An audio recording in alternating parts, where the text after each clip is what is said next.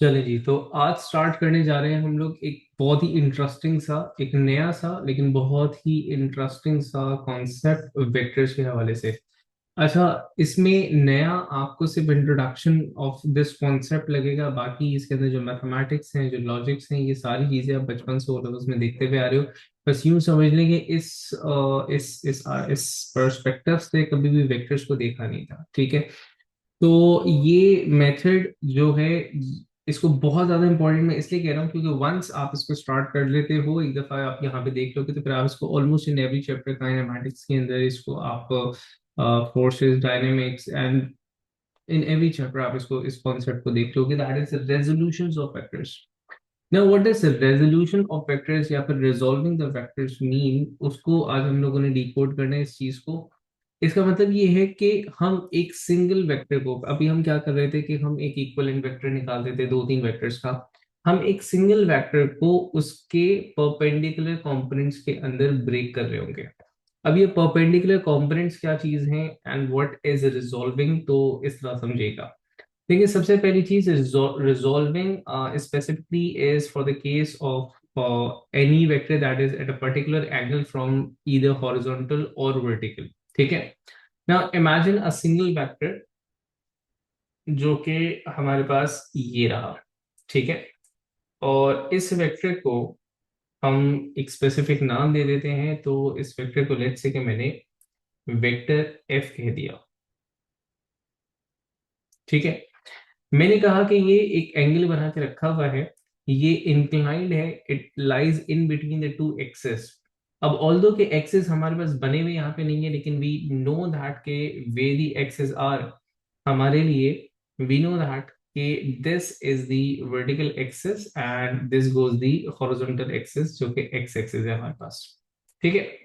अब ऐसा कोई वेक्टर, ठीक है, जो कि दो एक्सिस के दरमियान में, मतलब in between Y and axis at a particular angle आपके पास आ रहा है। अगर उस वेक्टर को गौर से देखें तो उसके अकॉर्डिंग टू, अगर मैं कोऑर्डिनेट्स बात करूं या इसको किसी भी पर्सपेक्टिव से अगर आप देखें, तो मैंने कहा कि अगर मैं इसको एक्स एक्सिस के ऊपर इसको स्टडी करता हूं, सो यहाँ पे जो एक्स में उसकी एक्सटेंशन थी वो from this point till this point था, ठीक है ना। तो मैं ये बोलूंगा कि जनाब एक्स में इसका जो प्रोजेक्शन रहा वो इतना रहा था आपके पास, ठीक है। एक्स में इस कॉम्पोनेंट का, इस वेक्टर का जो एक्स, ओके, ठीक है, कुछ ये। तो मैंने कहा कि एक्स एक्सिस में जो इसकी लेंथ थी, जो एक्सटेंड थी, जो भी कुछ आप इसको बोले, इसकी प्रोजेक्शन का वर्ड मैं यूज करता हूँ कि इसकी एक्स एक्सिस में एक प्रोजेक्शन थी, कि ये जो वेक्टर था drawn from this till this this point, ये एक्स एक्सिस में इस पॉइंट से लेकर यहां तक एक्स एक्सिस में इसकी प्रोजेक्शन रही थी।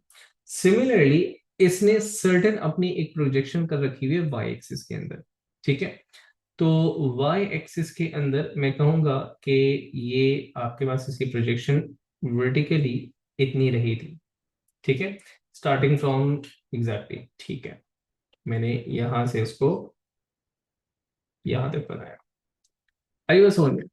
अब इस बात का क्या मतलब है कि प्रोजेक्शन है या व्हाट्सएवर, अब इसको बहुत तरीके से हम समझेंगे, मैं इसको आपको डिस्प्लेसमेंट से समझाता हूँ, ठीक है ना। इमेजिन कि दे इज सम ऑब्जेक्ट जो कि यहाँ से स्टार्ट किया था अपनी जर्नी को, let's say this is point A and it travelled all to on the way to B, ठीक है ना, पॉइंट बी पर आता है।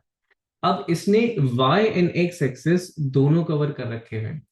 इसके जो नेट डिस्प्लेसमेंट है, इसकी जो ओवरऑल एक्चुअल डिस्प्लेसमेंट है, वो लेट से कि हमने कहा एफ है।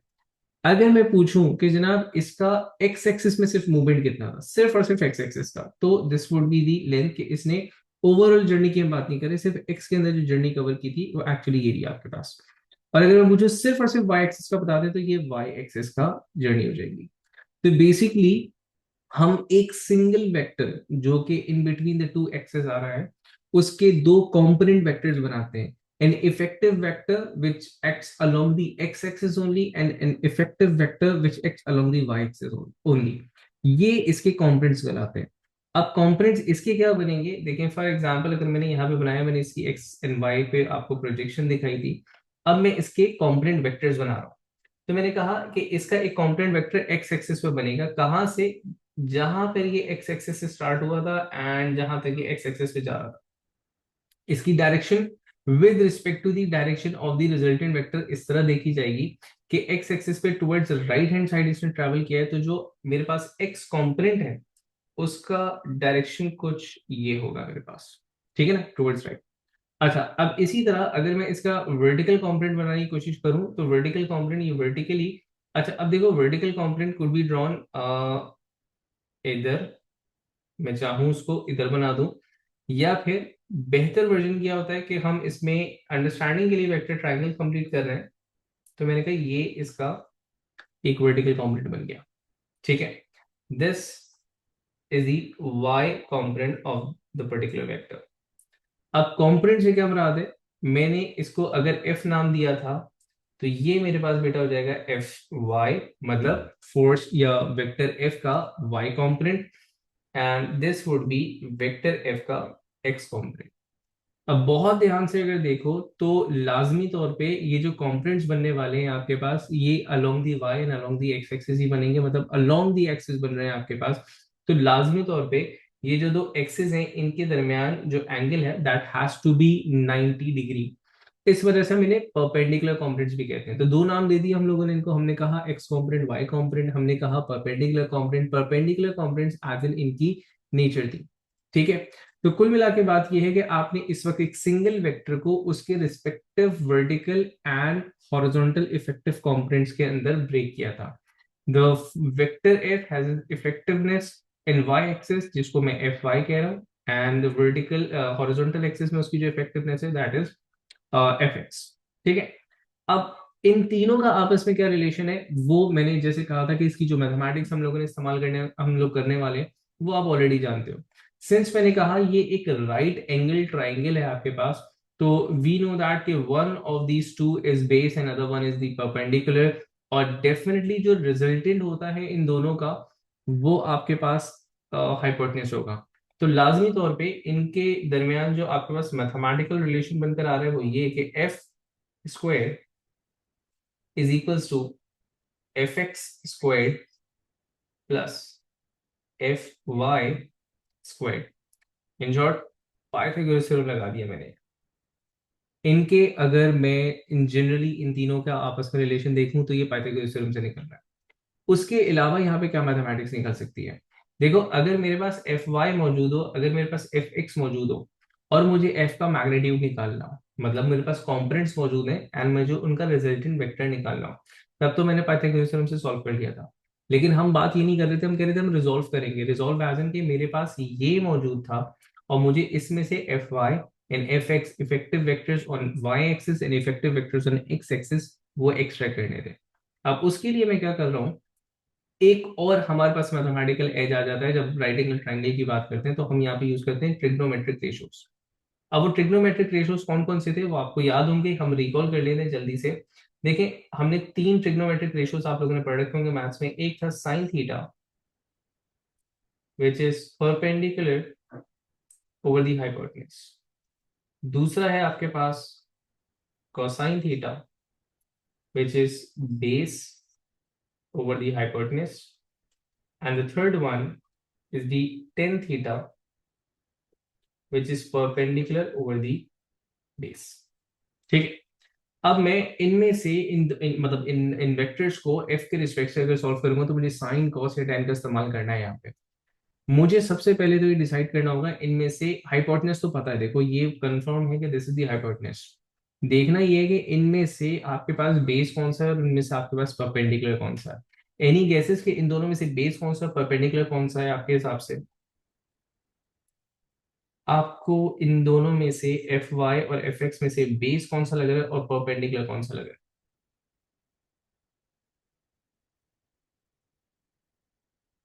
हाँ जी, no guess. F S F X is base, ठीक है, और एफ वाई हो गया हमारे पास परपेंडिकुलर इस हिसाब से। चले, अच्छा अब देखो यहाँ पर मैं कभी भी नहीं उस वक्त तक बता सकता कि बेस कौन सा है या परपेंडिकुलर कौन सा है जब तक कि मेरे पास एंगल ना बताओ। अब यहाँ पे हाईलाइट करना ये चीज कि ये एक पॉसिबल गलती जो बच्चे इस कॉन्सेप्ट के अंदर कर रहे होते हैं वो आप लोग करने जा रहे थे। सबसे पहली चीज कि बेस एंड परपेंडिकुलर का जो डिसीजन है वो एंगल लेता है। अगर एंगल आपके पास थीटा है, लेट्स से ये वाला, इसके रिस्पेक्ट से जो जो वेक्टर आपके पास एंगल के साथ होगा, ठीक है ना, अलोंग द एंगल, वो आपके पास बेस होगा। तो अगर मैं थीटा के रिस्पेक्ट से बात कर रहा हूं तो बेस मेरे पास एफ एक्स हो गया, और एंगल के सामने वाला जो आपके पास ऑपोजिट जिसे आप कहते हैं, जो आपके पास वेक्टर है, ठीक है, ये आपके पास परपेंडिकुलर हो गया। ये किस रिस्पेक्ट से बात हो रही है? अगर हम एंगल कंसीडर कर रहे हैं थीटा।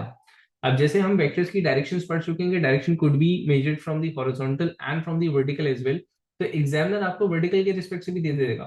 तो फॉर एग्जांपल उसने बोला कि नहीं मैं ये वाला नहीं, मैं ये एंगल कंसीडर कर रहा हूँ विच इज 90 माइनस थीटा, लेकिन हम इसको एक वेरिएबल नाम दे देते हैं। हमने बोला this is phi. Phi is again just a symbol, जैसे हम सिंबल्स यूज करते हैं, थीटा इस तरह यहाँ पे बात की। तो कंपोनेंट्स में मैं बेस किसको ले रहा हूं, मैं साइन किसको ले रहा हूं, परपेंडिकुलर किसको ले रहा हूं, ये टोटली डिपेंड करता है कि मेरे पास एंगल क्या है। ठीक है ना। ना, अब इंडिविजुअली दोनों एंगल्स के रिस्पेक्ट से देखते हैं कि अगर मैंने आपसे बात की कि मैं बात कर रहा हूं लेट्स से पहले विद रिस्पेक्ट टू,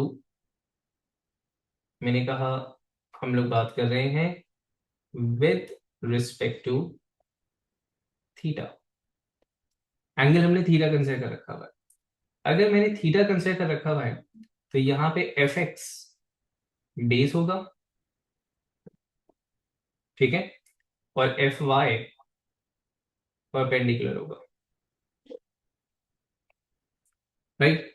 अब लेट्स से कि मुझे एफ एक्स का मैग्नीट्यूड मालूम करना है, ठीक है। एफ एक्स का मैग्नीट्यूड किस तरह मालूम करेंगे हम? एफ एक्स क्योंकि बेस है, एक बात। दूसरी बात, एफ एक्स का जो मुझे मैग्नीट्यूड मालूम करना है वो विद रिस्पेक्ट टू एफ करना है, ठीक है ना, ये जहन में रहे। तो any relation that relates base and hypotenuse is cosine theta. तो अब यहां पे मैं कोसाइन थीटा को किस तरह अप्लाई कर रहा हूं? मैंने कहा cosine theta would be equal to base over hypotenuse, तो मेरी बेस तो यहाँ पर एफ एक्स है and hypotenuse would be F. क्योंकि मुझे एफ एक्स निकालना था तो मैं एफ एक्स का सब्जेक्ट बनाता हूं यहाँ पे, और मैंने कहा F X would be equal to F cos theta, simply. अब सिमिलरली अगर इसी में मुझे y निकालना था, let's say F Y calculate करना था मुझे, तो एफ वाई अगर निकालना है तो एफ वाई तो आपके पास परपेंडिकुलर है, आपको एफ से उसका रिलेशन चाहिए थीटा के रिस्पेक्ट से। तो वो मैथमेटिकल रिलेशन जो परपेंडिकुलर और हाइपोटेन्यूज को रिलेट कर रहे हैं यहाँ पे वो है साइन थीटा आपके पास, ठीक है। तो अब आप क्या किस तरह अप्लाई कर रहे हो? आपने बोला sine of theta is equal to perpendicular over hypotenuse. Perpendicular है आपके पास एफ वाई, और हाइपोटेन्यूज आपके पास हो गया एफ। इसको थोड़ा सा ऊपर कर दूं, मैंने कहा एफ वाई ओवर एफ। अब सिंस मुझे एफ का रिलेशन चाहिए था, सॉरी एफ वाई चाहिए था, एफ वाई को सब्जेक्ट बनाया, तो ये मेरे पास हो गया एफ साइन थीटा, ठीक है। तो अब इसको हम इस पर्सपेक्टिव से भी बात करते हैं। हम ये कहते हैं, जैसे एक तो मैंने कहा था F x F I components, perpendicular components. एक और नाम देंगे आज हम, मतलब अभी, वो एक और नाम क्या है आपके पास? Sine and cosine component. तो आप इसको बोल रहे हैं कि F X is the cosine component with respect to theta of f, and fy is the sine component with respect to theta of the vector f, ठीक है। अच्छा, सिमिलरली इसकी एग्जांपल अभी देखते हैं, लेकिन मैंने कहा कि हम विद रिस्पेक्ट टू फाई भी देख लेते हैं एक दफा। देखो अगर मैं फाई के रिस्पेक्ट से बात करता हूं तो दी vector along the angle adjacent जो है हमारे पास वो एफ वाई है। तो इसका मतलब है कि फाई के रिस्पेक्ट से ये बेस हो जाएगा, एंड ये क्योंकि ऑपोजिट है तो ये परपेंडिकुलर हो जाएगा, ठीक है। तो मैंने कहा था विद रिस्पेक्ट टू फाई मेरे पास एफ एक्स अब जरा चेंज हो चुका हुआ है, एफ एक्स हो चुका हुआ है बेस, और एफ वाई हो चुका हुआ है परपेंडिकुलर। नहीं, उल्टा लिख दिया दोबारा से। एफ एक्स हो चुका हुआ है परपेंडिकुलर और एफ वाई हो चुका हुआ है आपके पास बेस। अब सारे रिलेशंस उल्टे हो जाएंगे आपके पास। ठीक है, अब अगर आप एफ एक्स निकाल रहे हो तो आपको एक्चुअली परपेंडिकुलर और हाइपोटेन्यूज को रिलेट करना है। क्या रिलेशन यूज करते हैं वहां पे? हम साइन का एक रिलेशन यूज करेंगे। ठीक है ना? तो मैंने कहा मैं लगाऊंगा साइन का relation, sine of theta, sorry sine of phi. अच्छा, ये बस ख्याल रखते हैं, एंगल आप चेंज कर चुके हैं। Sine of phi is equals to F X over F. तो आपके पास एफ एक्स का मैग्नीट्यूड आ गया है एफ साइन फाई। ठीक है, इसी तरह अगर मैं कॉम्पोनेंट निकालूं एफ, परपेंडिकुलर कॉम्पोनेंट अपना यहाँ पे, तो परपेंडिकुलर कॉम्पोनेंट एफ वाई है, सॉरी बेस हमारे पास जो है एफ वाई जो है वो बेस है। यहाँ पे कोसाइन का रिलेशन लगाऊंगा मैं। तो मैंने कहा cos of phi is equals to F Y over F. ठीक है, तो एफ वाई जो है वो with respect to phi cosine component हो चुका हुआ है। So they still are the perpendicular components, they still are the sine and cosine component, they still are fy and fx with respect to their name।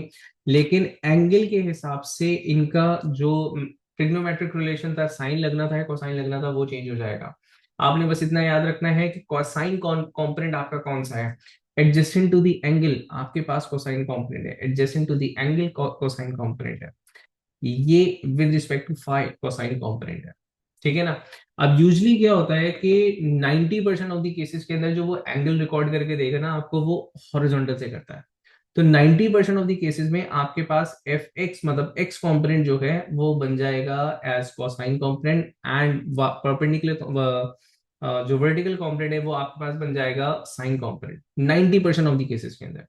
तो एक चीज, एक गलत concept बच्चे दिमाग में बिठा लेते हैं कि ओके जो हॉरिजॉन्टल है that is the cosine component, जो वर्टिकल है दैट इज साइन कॉम्पोनेंट। फिर मैंने कहा इसका साइन और कोसाइन का हिसाब किताब इस तरह नहीं है कि हॉरिजॉन्टल क्या है वर्टिकल क्या है। साइन और कोसाइन का डिसीजन एंगल ले रहा है। एंगल के adjacent that is cosine, angle के ऑपोजिट वो आपके पास साइन है। अब आपने एंगल को बहुत ध्यान से देखना होगा ना। If you are wondering sir why एक तरफ ये साइन है और एक तरफ कोसाइन है, how it is mathematically possible? I know, I hope कि आपको ये चीज तो आप इसको डिकोड कर चुके हुए होंगे, लेकिन फिर भी अगर जहन में कुछ ऑब्जेक्शन आ रहा है तो मैं यहाँ पे इसको लिखूं। देखो, एक रिलेशन मैथमेटिकली आपने पढ़ा होगा कि साइन थीटा की जो भी वैल्यू है वो कॉस 90 माइनस थीटा पर वही होगी। ठीक है, मतलब sine 60 cos 30, sine 45 cos 45, sine 55 cos 25, same आपके पास 35 है एक्चुअली, वही वैल्यू रखेगा। ठीक है, तो अब एक्चुअली जिसे मैं फाई कह रहा हूं, मैं कह सकता हूं कि थीटा इज 90 माइनस फाइव। ठीक है, इसलिए एफ एक्स को अगर आप देखो तो एक जगह if it was sine theta, तो दूसरी जगह it is F x cos 90 minus theta which is actually five. ठीक है, इस वजह से जो है कि वो मैथमेटिकली दोनों इक्वल होते हैं। ऑल्दो कि इस डिटेल की कोई खास जरूरत नहीं थी, लेकिन स्टिल अगर मतलब कोई कंफ्यूजन हो जाती, आपके जहन में आ रही होती, तो यहाँ पे क्लियर हो जाए इस वजह से मैंने इसको क्लियर किया। अच्छा, एग्जैक्टली किस चीज को एक्सप्लेन करना है मुझे जिया भाई बताइएगा जरा। ये वाली चीज sine theta cos 90 minus theta, इसको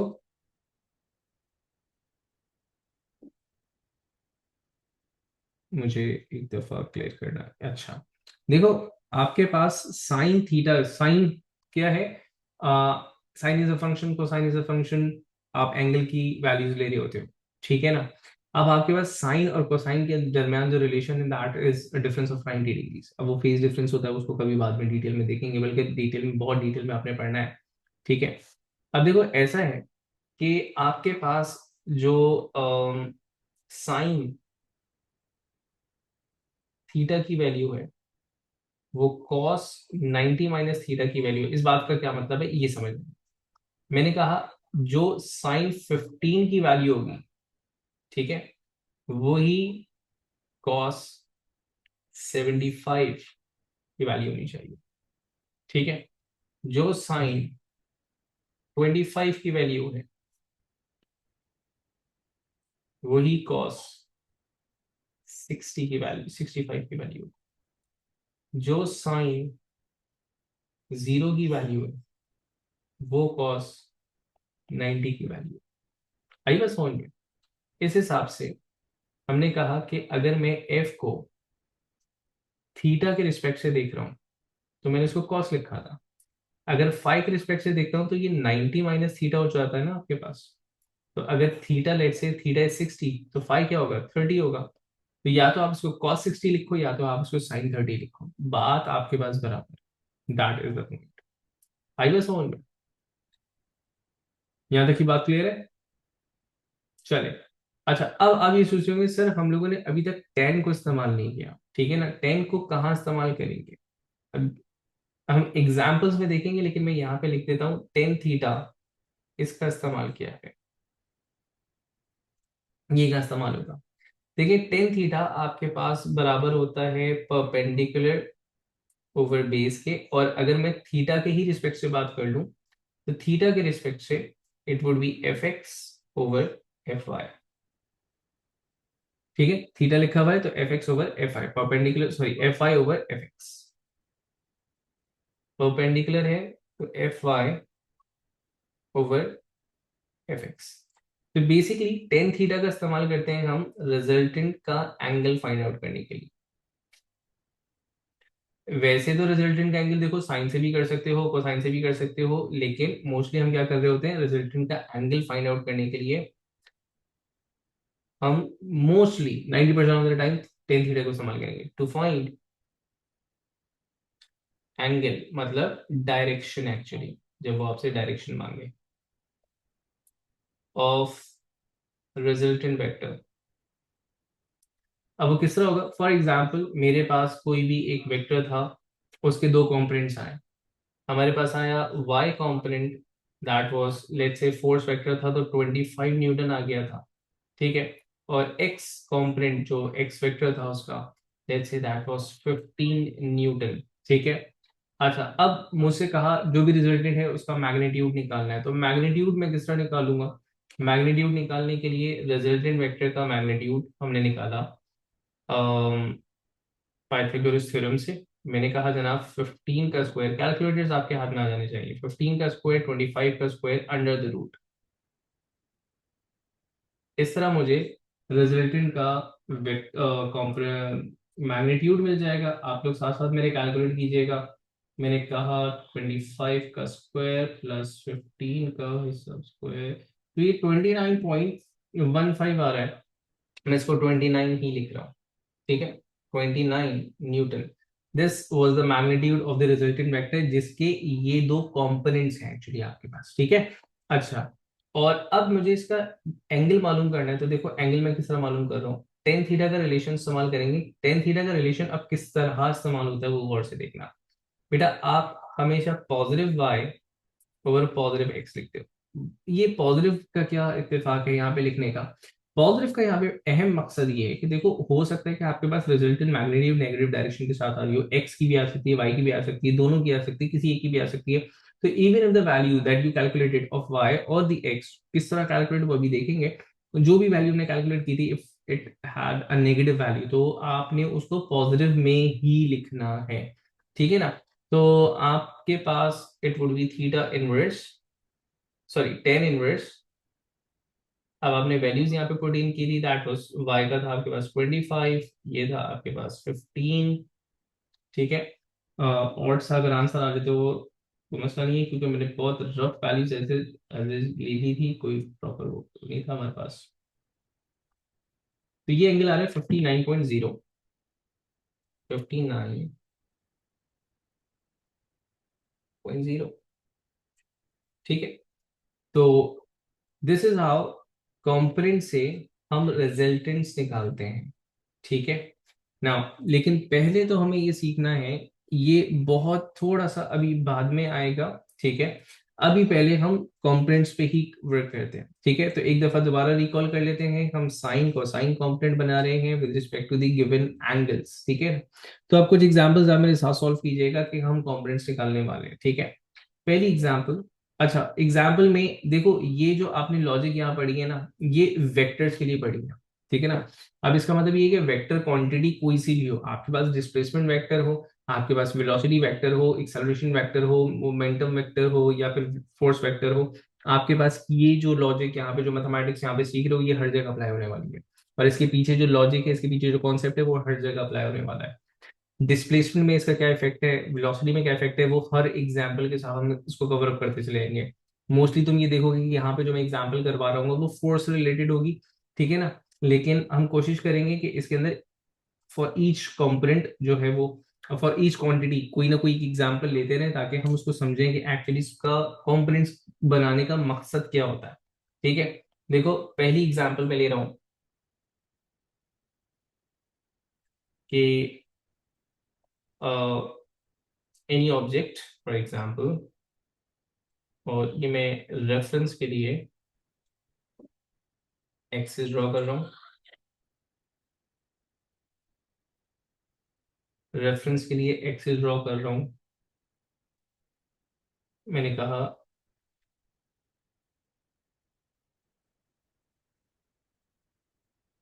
लेट्स से कि दिस इज डिस्प्लेसमेंट वेक्टर का एग्जांपल ले रहे हैं।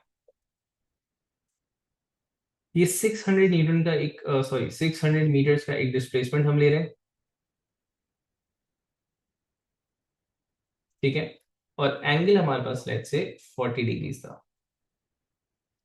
ठीक है, तो कहा यह गया कि कोई भी ऑब्जेक्ट था, उसने हॉरिजॉन्टल एक्सिस से 40 डिग्री की डायरेक्शन के ऊपर 600 मीटर्स कवर किए थे। ठीक है, अब हम इसकी डिस्प्लेसमेंट के दो कंपोनेंट्स निकाल लें, हम निकाल लें इसका एक्स कंपोनेंट, हम निकाल लें इसका वाई कंपोनेंट। अच्छा, जो बात मैं वहां बता रहा था कि जो कंपोनेंट्स हैं, देखो वेक्टर है, वेक्टर में भी डिस्प्लेस, तो ये कंपोनेंट्स भी वेक्टर्स ही हैं, एफ एक्स एफ वाई जो भी हमने एक्स कंपोनेंट वाई कंपोनेंट देखे थे, ये वेक्टर्स ही हैं। तो अभी मैंने वेक्टर्स को अपनी पहली एग्जांपल में यहाँ बना दिए थे, और मैंने वेक्टर ट्रायंगल कंप्लीट किया था ताकि मैं एक ट्रिग्नोमेट वो राइट एंगल ट्रायंगल का एक रिलेशन दे सकूं। आप चाहो तो इसको एक यहाँ बना दिए, एक यहाँ बना दिए, कोई हर्ज नहीं है। ठीक है जनाब, यहाँ बनाया और यहाँ बनाया, कोई हर्ज नहीं है, this will still remain the cosine component, क्योंकि देखो जो एंगल 40 यहाँ पर है वो यहाँ पर भी है। ठीक है ना, आप कंपोनेंट को यहां बना दो। ठीक है ना, आपने डायरेक्शन का बस ख्याल रखना है, और आपने ये ख्याल रखना है कि कोसाइन कंपोनेंट कौन सा था, साइन कंपोनेंट कौन सा था, कहाँ बना रहे हो। ये तो तुम खुद ही अभी कुछ क्वेश्चंस की प्रैक्टिस के बाद डिसाइड कर लोगे कि क्या मतलब है, कहाँ बनाना है। भाई डायग्राम के हिसाब से जहाँ पे खिंचविच ना हो रही है, आप उस हिसाब से देख लेना। जब हमारा 3 4 5 फैक्टर्स आएंगे तो हम उस हिसाब से देखेंगे। ठीक है, तो मैंने कहा कंपोनेंट हम बनाने जा रहे हैं। एक कंपोनेंट, अब मैं इसको कंपोनेंट, मैंने कहा कि इसका एक एक्स कंपोनेंट होगा यहाँ पे। ठीक है, और इसका एक वाई कंपोनेंट होगा यहाँ पे। एंगल मुझे दे रखा हुआ है 40, और angle with respect to horizontal axis है, तो मैं एंगल के रिस्पेक्ट से ही बात करूंगा। तो एंगल के रिस्पेक्ट से आपके पास मैं इनके कंपोनेंट्स को नाम दे दूं एक्स एंड वाई। तो एंगल के रिस्पेक्ट से आपके पास एक्स जो है वो बेस है, वाई जो है वो आपके पास परपेंडिकुलर है। अब देखो यहाँ पे कंफ्यूज नहीं होना कि सर वाई तो वहां बना हुआ है, तो देखो ये वही वाई है जो मैंने यहाँ से डिस्प्लेस किया था। ठीक है ना, तो अब अगर मैं एक्स का मैग्नीट्यूड निकाल रहा हूँ यहाँ पे, तो एक्स का मैग्नीट्यूड हो जाएगा 600 कॉस 40। ठीक है, वाई को अगर मैं निकाल रहा हूँ, तो वाई हो जाएगा 600 साइन 40। ठीक है, इसका मैग्नीट्यूड मेरे साथ साथ कैलकुलेट करो, ताकि अब आप लोगों को कैलकुलेटर इस पर्सपेक्टिव से भी यूज करना है, इसकी कैलकुलेशन कैलकुलेटर में करना है। आपने लिखा 600, कॉस का बटन दबाया, आपने 40 डाला, ब्रैकेट क्लोज किए, एंड आपके पास आंसर आ गया 459.6, जिसको मैं 460 लिख रहा हूँ टू सिग्निफिकेंट फिगर्स के लिए। मैंने लिखा 460 मीटर्स। ठीक है। अब सिमिलरली मैं वाई एक्सिस के लिए सॉल्व कर रहा हूँ। आपने लिखा 600, साइन का बटन दबा दिया, 40 लिख करके ब्रैकेट क्लोज किया, आपके पास आंसर आया 385.67, जिसको मैं लिख रहा हूँ 386। वैसे तो मैं इसको थ्री टू सिग्निफिकेंट फिगर्स की अगर मैं बात करूं तो मैं 390 कर देता, लेकिन फिलहाल मैं इसको 386 पे छोड़ रहा हूँ। ठीक है। मेजर मकसद इसको कॉम्पोनेंट्स को समझना है।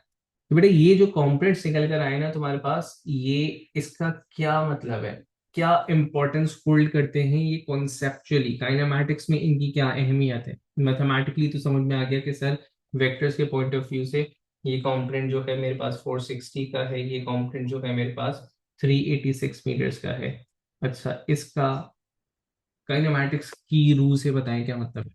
काइनेमैटिक्स की रूल से मतलब ये है कि ऑब्जेक्ट यहाँ से स्टार्ट किया था, यहाँ गया, इसका एक्चुअल डायरेक्शन ये था, लेकिन अपने स्टार्टिंग पॉइंट से जो करंट इसकी लोकेशन है वहां पर इसने सिर्फ हॉरिजॉन्टल एक्सिस के अंदर अगर हम देखूं तो कितना डिस्प्लेस हुआ है, तो वो 460 है। वर्टिकल एक्सिस पे कितना डिस्प्लेस हुआ है, दैट इज 386 मीटर्स। इसका ये बिल्कुल भी मतलब नहीं है कि ये 460 अलग ट्रैवल किया था, 386 अलग ट्रैवल किया था, नहीं। देखो जहाज उड़ा यहाँ से हवा में चला गया और इस वक्त लाहौर की हवाओं के ऊपर घूम रहे हो। तो स्टार्ट किया था कराची से, तो कराची से हॉरिजॉन्टल ट्रैक के ऊपर वो कितना डिस्टेंस डिस्प्लेस हो चुका हुआ है, कितना फार है, और वर्टिकली कितना ऊपर जा चुका हुआ है, इसको अलग अलग देखने का नाम कॉम्पोनेंट्स है। आई बात समझ में। तो ये काम आप हर हर वेक्टर क्वांटिटी के साथ कर रहे हैं। अब एक दूसरी एग्जांपल मेरे साथ लो, वेलोसिटी के रिस्पेक्ट से, ठीक है ना। तो मैंने कहा एक एग्जांपल और देख रहे हैं हम लोग। लेट्स सी नाउ थोड़ा सा डिफरेंट एक्सेस पहले बना लेते हैं, रेफरेंस एक्सेस। मैंने कहा ये हमारे पास रेफरेंस एक्सेस आ चुका हुआ है। ठीक है। नाउ लेट्स से कि एनीथिंग इज फ्लाइंग, ठीक है, एंड थ्रोन फ्लाइंग मूविंग, और उसकी मूवमेंट की फ्लाई की जो डायरेक्शन है और मैग्नीट्यूड है, मैं वेलोसिटी दे रहा हूं आपको इस दफा, वो ये है। ठीक है। तो ये लेट्स से कि what ever the object was, उसका वेलोसिटी वेक्टर है आपके पास, and the velocity is like 50 meters per second। ठीक है। और इस दफा जो एंगल आपको दे रखा हुआ है, एंगल में ट्विस्ट ले आते हैं, एंगल दे रखा हुआ है वर्टिकल से। ठीक है ना। और एंगल को मैंने कर दिया जनाब, लुक्स लाइक 50, लेकिन चलो एंगल को मैं 40 ही कर रहा हूँ, नियर अबाउट 40 लग रहा है ये मुझे, 40। ठीक है। अब मैंने ऐसा कर दिया। अब मुझे बनाने इसके कंपोनेंट्स। ठीक है। अब देखो कंपोनेंट्स मैं किस तरह बना रहा हूँ। मैंने कहा कि इसका एक कंपोनेंट वर्टिकल एक्सिस के अलोंग रहेगा, तो वो आपके पास यहाँ होगा। अच्छा, इसका ये नोट कर रहे हो कि ये कंपोनेंट कहाँ से स्टार्ट हो रहा है, कहाँ खत्म हो रहा है। देखो जहां से तुम्हारा रिजल्टेंट वेक्टर स्टार्ट हुआ था ना, उसी की टेल से खत्म स्टार्ट हो रहा है, एंड मैक्सिमम के साइड तक जा रहा है जिस वर्टिकल लेवल तक तुम्हारा रिजल्टेंट वेक्टर जा रहा है, ये इसकी रेंज है। ठीक है। ये तुम्हारे पास हो गया resultant vector, sorry vertical component of the velocity. और सेम गोस यहां से स्टार्ट हुआ, एंड जिस रेंज तक तुम्हारे पास हॉरिजॉन्टल जो रिजल्टेंट वेक्टर है वो हॉरिजॉन्टली जा रहा था, ये तुम्हारे पास ये रिलेशन आ चुका हुआ है। ठीक है ना। अच्छा, मैंने कहा इसको मैं नाम दे देता हूं, इसको मैंने कहा दिस इज वी एक्स मतलब वेलोसिटी का X component, this is V Y मतलब वेलोसिटी का वाई कंपोनेंट। ठीक है। एंगल देख लो, एंगल के रिस्पेक्ट से आपके पास इस वक्त आपके पास वी एक्स जो है, वी एक्स साइन कंपोनेंट, मतलब सॉरी बेस कह देता हूं उसे मैं, वी एक्स आपके पास परपेंडिकुलर है। परपेंडिकुलर क्यों है, देखो भाई ये वही कंपोनेंट है जिसको मैं ट्रायंगल कंप्लीट करता तो यहाँ बनाता, मैंने बस उठा करके इसको यहाँ बनाया है, तो एंगल ये रहा, एंगल के ऑपोजिट है। नहीं कंफ्यूजन इस अब फर्दर हो रही है, तो जो एंगल ये है वो एंगल 40 ये हुआ इसके सामने होगा। तो डजेंट मैटर कहाँ बना रहे हो, इसमें थोड़ा सा खुद को एक्सपर्ट करने की कोशिश करना। ठीक है। वक्त बचेगा वरना इसी में उलझे रहोगे। अच्छा, एफ वाई आपके पास हो चुका हुआ है बेस। ठीक है, अब जल्दी जल्दी से रन के मैग्नीट्यूड्स निकाल लेते हैं। मैंने कहा वी एक्स सिंस परपेंडिकुलर है तो साइन कॉम्पोनेंट होगा वी का, तो ये था वी साइन थीटा, तो v की वैल्यू है आपके पास 50, साइन की वैल्यू, एंगल की वैल्यू आपके पास 40 थी। अब यहां से आपके पास एक स्पेसिफिक वैल्यू आ जाएगी, उसको अभी कैलकुलेट करते हैं साथ में। इसी तरह एफ वी वाई के लिए मैं लिख रहा हूं अब डायरेक्टली 50, क्योंकि ये बेस था तो ये कोसाइन कॉम्पोनेंट हो जाएगा। ठीक है, इसका आप रिजल्टेंट वैल्यू निकालो। चलिए वी वाई 38.3 आपने निकाला, और मैं इसको टैली कर लूँ एक दफा, आई एम श्योर आपने सही निकाला होगा, मैं भी अपने तौर पे इसको सॉल्व करना चाह रहा हूँ। ठीक है, I am pretty much sure आपने सही निकाला 32.1। अच्छा ठीक है, वी एक्स आपने 32.1 निकाला है, राइट, इसको 32 लिख देते हैं मीटर्स पर सेकेंड, बल्कि 32 ही छोड़ दो, मीटर्स पर सेकेंड। अच्छा वी वाई आपने निकाला 38, एंड वी वाई मेरा भी 38 ही आएगा डेफिनेटली, 38.3 एग्जैक्टली, बिल्कुल सही है। सही है, तो देखो ये आ गए तुम्हारे पास दो कॉम्पोनेंट्स। अब यहाँ पे सर मतलब क्या सीन है इसका, ये क्या मतलब है, वेलोसिटी के दो कॉम्पोनेंट्स, वेलोसिटी इसकी तीन वैल्यूज हो गई हमारे पास। मतलब एक ऑब्जेक्ट आपने बोला था उसकी रिजल्टेंट वेलोसिटी 50 है, फिर आप बोल रहे हैं 38 भी है, फिर आप बोल रहे हैं 32 भी है। अब सुनो गौर से, लेट्स से कि ये जहाज था, ये यूं उड़ा है, ठीक है ना, तो देखो ये यूं उड़ा है, एक्चुअली ये इस डायगोनल डायरेक्शन में जा रहा है, एंड द रेट एट विच ये डायगोनल डायरेक्शन कवर कर रहा है, ये डायगोनल लेंथ, ये हाइपोटेन्यूज कवर कर रहा है, दैट इज 50। लेकिन अगर मैं सिर्फ इसको हॉरिजॉन्टल एक्सिस पे कंपेयर कंसिडर करूं कि हॉरिजॉन्टली आगे किस रेट से बढ़ रहा है, तो ये हॉरिजॉन्टली जो आगे बढ़ रहा है दैट इज 32 मीटर पर सेकंड की स्पीड से। हम ये नहीं कह रहे कि 32 से चल रहा है, सिर्फ इसके हॉरिजॉन्टली आगे बढ़ने का रेट क्या होगा, 32, और वर्टिकली 38 हो गया। आई बस समझ में। अब इस बात को समझो जरा, तुम क्रिकेट खेलते हो, तुम बॉल लेकर के उसको थ्रो किया तुमने, ठीक है, अब एट टाइम्स क्या होता है, तुम बॉल को थ्रो करते हो ऊपर, वहां पे तुमने एंगल ऐसा रखा हुआ था कि उसके वर्टिकली मूव करने का रेट ज्यादा था, हॉरिजॉन्टल बहुत ज्यादा नहीं था। वर्टिकली वो ऊपर जाएगा एंड हॉरिजॉन्टली लेसर डिस्टेंस पे वहीं तुम्हारे आसपास कहीं गिर जाएगा। तो इसका मतलब ये है कि वेलोसिटी हॉरिजॉन्टल थी, अगर तुमसे थोड़ा सा आगे जाकर के गिरा है तो इसका मतलब है कि हॉरिजॉन्टल वेलोसिटी थी वहां पे, वो थोड़ा सा आगे बढ़ा है लेकिन बहुत कम थी, उसका कॉम्पोनेंट जो था उसका इफेक्टिव वैल्यू बहुत कम थी। वेलोसिटी किस चीज की ज्यादा थी, वेलोसिटी थी वर्टिकल ज्यादा, इसलिए वो वर्टिकली ऊपर गया। अब तुम खड़े हो बाउंड्री पे, तुमने फेंकनी है बॉल उठा करके, किसको, तुमने बॉल उठा करके फेंकनी है कीपर को देनी है तुमने, ठीक है ना, तुमने कीपर को, या पिच के पास कोई भी खड़ा होता, अब तुमने जो बॉल फेंकी वो इस तरह का फेंका तुमने कि वो उसका जो प्रोजेक्टाइल आपके पास बना है, वैसे तो ये टॉपिक प्रोजेक्टाइल मोशन बहुत डिटेल में पढ़ने वाले हो, तुमने प्रोजेक्टाइल मोशन इस तरह से फेंका था, तो क्या उसकी हॉरिजॉन्टल वेलोसिटी नहीं थी, थी, देखो ये ऊपर भी जा रहा है, लेकिन as compare to the vertical horizontal component, vertical component थोड़ा सा कम था, क्यों, सेम टाइम के अंदर उसने ज्यादा डिस्टेंस कवर किया था हॉरिजॉन्टली। तो ये प्रोजेक्टाइल मोशन वाली टच आ रही है इस एक्सप्लेनेशन के अंदर, लेकिन एक्चुअली मैं कंपोनेंट्स की इफेक्टिवनेस तुम लोगों को समझाने की कोशिश कर रहा हूँ। आई होप यहाँ पे समझ में आया होगा। अब this goes for the acceleration also, momentum also, तो एक्सेलरेशन एंड मोमेंटम को हम देखेंगे। मैं फोर्सेस के रिस्पेक्ट से अब समझाना चाह रहा हूँ। आई होप कि मैं कंपोनेंट्स की इफेक्टिवनेस समझा पाया हूँ। अब देखो एक एग्जांपल और जो मैं चाहूंगा कि अब आप लोग सॉल्व करके देंगे मुझे, ठीक है ना, सिर्फ मैं कंपोनेंट बना रहा हूं यहाँ पे, ठीक है, सॉल्व अब आप लोग करेंगे।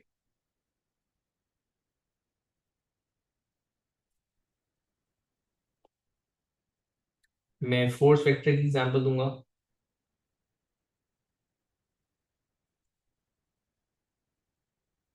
ठीक है, ये आपके पास एक 400 न्यूटन कह लें आप इसे, चलिए मुनासिब वैल्यू ले लो, 85 न्यूटन का एक फोर्स है, which is acting at an angle of 30 degrees from the horizontal, ठीक है। अब आप लोगों ने मुझे इसके कंपोनेंट्स निकाल करके देने हैं, ठीक है, you have the angle, you have the resultant vector, आप यहाँ पे इसके निकालें कंपोनेंट्स। बिस्मिल्लाह। चले, अब ये दो कंपोनेंट्स जो आप लोगों ने निकाले, पहले तो मैं वो लिख रहा हूँ और उसके बाद इसको एक दूसरे एंगल से सॉल्व करके इस दफा देखेंगे कि मैथमेटिकली आंसर सही आता है। देखें, आपने कहा एफ एक्स, सिंस 30 का एंगल है ना, तो एफ एक्स अब बार बार नहीं लिख रहा, F X is the base, F Y is perpendicular. तो एफ एक्स की जो वैल्यू है ना आपके पास, that would be, F X आपके पास हो जाएगा 85 कॉस 35, और ये वैल्यू आप लोगों ने मुझे निकाल के दी 74। ठीक है, 74 न्यूटन्स। एंड एफ वाई जो है यहाँ पर, मैं चलें इधर ही सॉल्व कर देता हूँ एफ आई को डिफरेंट कलर के साथ। एफ वाई जो है वो हो जाएगा 85 का साइन, अच्छा एंगल मैंने गलत लिख दिया यहाँ पे, 30 था ना एंगल, 30 साइन 30, तो वो बिल्कुल ही हाफ हो जाता है। साइन 30 इज एक्चुअली 0.5, ये एक सिंपल सी वैल्यू है, याद हो जाती है, 42.5 हो गया। ठीक है, अच्छा एक दफा अब वो चीज करके देख लेते हैं कि सर अगर मैं एंगल जरा थोड़ा सा ट्विस्ट कर देता है यहाँ पे तो क्या फर्क पड़ता है, तो फर्क तो कोई भी नहीं पड़ेगा, वी नो दैट, लेकिन फिर स्टिल एक दफा अपनी दिल की तसल्ली के लिए इसको सॉल्व करते हैं। मैंने कहा अगर मैं ये वाला एंगल कंसिडर करता हूँ, ठीक है, जो